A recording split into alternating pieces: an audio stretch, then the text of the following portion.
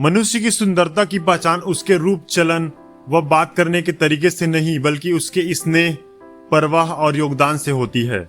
आज से हम दूसरों के प्रति स्नेह, परवाह और योगदान को बढ़ाते चलें। लालच का फल हमेशा ही बुरा होता है, इसलिए हमें सदैव लालच से बचना चाहिए। आज की इस प्रेरक प्रसंग में हम लालच का फल के बारे में आपको बताएंगे। रामपुर एक छोटा सा शहर था। उसी शहर में गणेश मिठाई वाला की एक प्रसिद्ध दुकान थी। वह बहुत ही स्वादिष्ट बाल मिठाई बनाया करता था। धीरे धीरे गणेश मिठाई वाले को कीर्ति दूर दूर तक फैल गई। अधिकतर लोग गणेश की दुकान से मिठाइयां खरीदने लगे। आमदनी बढ़ते ही मिठाई वाले का दिमाग 7वें आसमान पर पहुंच गया। ज्यादा मुनाफा पाने के चक्कर में अब वह नापतोल में भी गड़बड़ी करने लगा। एक दिन एक चतुर ग्राहक उसकी दुकान पर आया। उसने मिठाई वाले से मिठाई मांगी। गणेश मिठाई तौलते वक्त उसने भी हाथ की सफाई देखने लगा, लेकिन ग्राहक चतुर था। उसने तुरंत बोला, जरा ठीक से तौलो भाई, मिठाई की तौल में गड़बड़ी दिखाई देती है।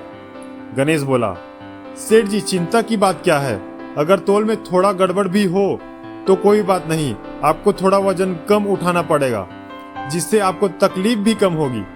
गणेश की बात सुनकर ग्राहक ने उसकी अक्ल ठिकाने लगाने का निश्चय किया। उसने गणेश से मिठाई का डिब्बा लिया, लेकिन रुपये देते वक्त उसने दाम से कुछ कम रुपये गणेश के हाथ में थमा दिए। गणेश ने उन रुपयों को गिना तो उसने पाया कि रुपया मिठाई के दाम से कुछ कम है। उसने ग्राहक की तरफ देखा। इस पर ग्राहक गणेश से कहा, हाँ, मैंने जानबूझकर तुमको कम रुपये दिए हैं ताकि तुम्हें रुपये गिनने में कम परेशानी हो। जिस तरह तुमने मेरा भला सोचा कि मुझे मिठाई के डिब्बे का वजन उठाने में कम तकलीफ हो, उसी तरह मैंने भी तुम्हारी तकलीफ कुछ कम करने का सोचा, इसलिए पैसे कम दिए। यह कहकर ग्राहक जोर जोर से हंसने लगा। उस वक्त तक वहां कई लोग जमा हो गए। तब ग्राहक ने लोगों को सारी घटना सुनाई। घटना सुनते ही वहां पर उपस्थित सभी लोग जोर जोर से हंसने लगे, लेकिन मिठाई वालों को तो काटो तो खून नहीं।